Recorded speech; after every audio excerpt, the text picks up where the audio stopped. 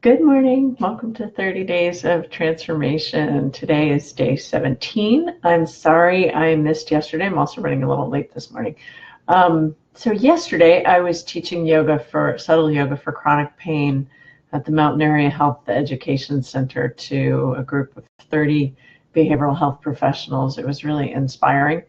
And it was kind of a watershed moment for me in some ways because many of these people have been to previous trainings with me. I've been actually training at the Mountain Area Health Education Center for 9 years now. So it's starting to have more of a, I'm starting to feel the reverberation. We had people from all over the region, lots of people from Atlanta, from Eastern North Carolina, from Western North Carolina, from the Raleigh area, from Tennessee, and we even had somebody from Texas there yesterday. And many people, their agencies are sending them to these trainings. So for me to see such a big group of people using these subtle practices, and then to get the feedback of how wonderful it is for their clients and how they see their clients with chronic pain or with mental health challenges, depression, with addiction challenges benefiting from these somatic practices, it's incredibly inspiring, and I'm so moved by the work that people are doing out there with these practices. And it just keeps me going, It's like I want to wake up and do more Facebook posts because more people need to use these practices and understand how beneficial they are in their health and in their life. So I want to talk today a little bit about a topic I was talking about at great length yesterday, which is interoception. And how do you approach it? So interoception, first of all, let's define it. It's the capacity of ourselves to listen to the signals from the body and make meaning out of them. So it could be, and then act on them, right? So it could be as simple as knowing like, oh, my bladder's full, I need to go to the bathroom. Or something I ate didn't sit right in my stomach.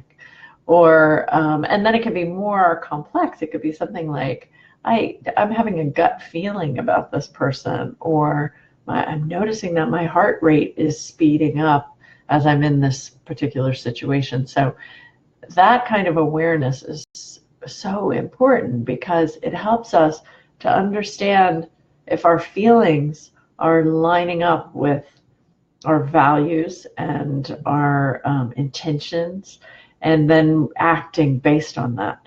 So if we don't have a good sense of interoception, we often can make really bad decisions, right? It's just, we see a dysregulated or somehow improperly functioning sense of interoception in people who have addiction challenges and people with chronic pain, and often in people with other chronic illnesses, depression, fibromyalgia, people with obesity, challenges with weight. So there's often a lack of connection from the body to the mind. And even studies show in people who've had early childhood trauma, they have a dysregulated insular system. The insula is the part of the brain that takes those messages and then helps to make meaning out of them. So the question is, how do we use yoga to help develop for ourselves better interoception? It's a different skill set. It's a different skill set than using yoga for fitness. And I've told this story many times, maybe even here. I apologize if I'm retelling it. But when I first started teaching yoga in Asheville in 2001, when I moved here, I really faced a lot of obstacles in terms of not feeling like what I was teaching had any value, because what everybody else was teaching was this fitness-based yoga stuff, lots of fast movement and sweating, and that's what was popular, and maximizing stretching, that was popular. It still is very popular, and it wasn't until the neuroscience started to the research started to emerge that demonstrated that these slower practices have an equal benefit, even more important benefit in some ways than some of the cardiovascular practices, that I started to gain confidence in what I was teaching and understand I wasn't a second class yoga teacher. In fact, what I was doing is just different, and perhaps even more valuable, because it's very difficult it's very difficult in our culture to find ways to connect with teachers that can help you develop interoception. It's just not commonly understood. I had a yoga student come up to me one time and he said, "You were my first yoga teacher. Oh, it was so great when I first found yoga, and I found you, and now I've moved on and I can do much better, much harder and better posture. So I study with other people now." And I remember just being like crushed, like, you've no idea what I'm trying to do.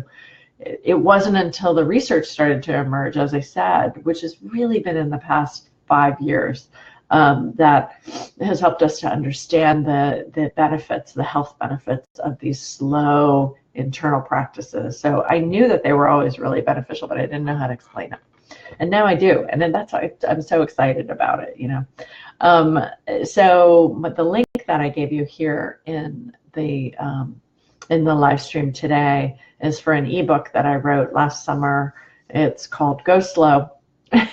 And it's just to help you understand the benefits, the neurobiologic benefits of these practices. So here's my 3 bullet points for today. If you want to improve interoception, if you want to improve the capacity to connect between the brain and the body, to create better connections, to have a better sense of how you're feeling in order to be able to self-regulate and make good decisions, then the first thing is the slowness. And the reason for slowness is slowness builds awareness. Now, here's what I want to say about slowness.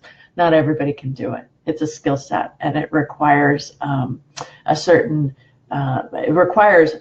capacity of the nervous system. So for some people, 1 or 2 minutes of moving slow is going to be enough. And then we can start slowly building that skill in the nervous system, right? It has to be, the word that they use in medicine is titrated. You don't want to assault people, particularly with some kind of a trauma history. You don't want to assault them with too much slow movement, because it can actually have an adverse effect on the nervous system or create frustration, anger, anxiety. All of those things are possible from too much slow movement. So, it takes a certain amount of self-regulation to be able to tolerate that slow movement. And I've worked with numerous people over the years who've not been able to tolerate going slow. And I've had to give them lots of other options to be able to burn off the energy, burn off the cortisol in the nervous system before they can slow down.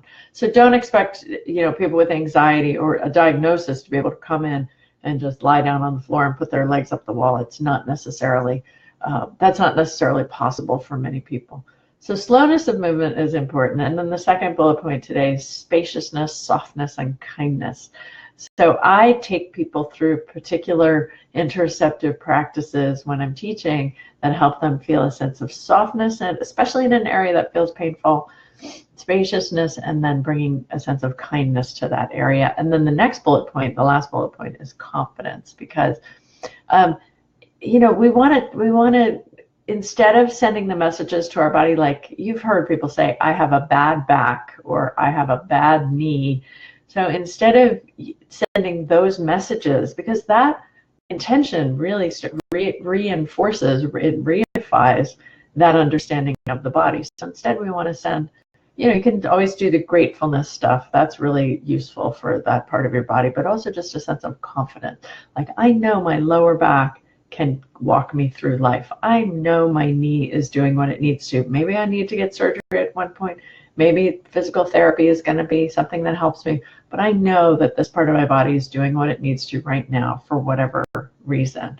And sending that message helps to counteract some of not only the physical sensations of pain or discomfort, but also the psychological reinforcement that we do when we bring those labels to those parts of our body. I have a bad back, or I have a bad knee, or whatever. We use that kind of language, we throw it around, and we don't realize what it's doing, how it's reinforcing. So those are the 3 for today. Go slow, bring feelings of spaciousness, softness, and kindness. I would also say go slow and repeat, but I'll talk about that more later. And then feelings of confidence. So thanks for being here. I was yesterday I was talking to someone who said, "Oh, I really love your videos," and I was like, "Oh, I have no idea if anybody's watching them because I don't get that many comments." So it's been frequent that I've run around and met people and run into people who said, "Oh, I love your videos."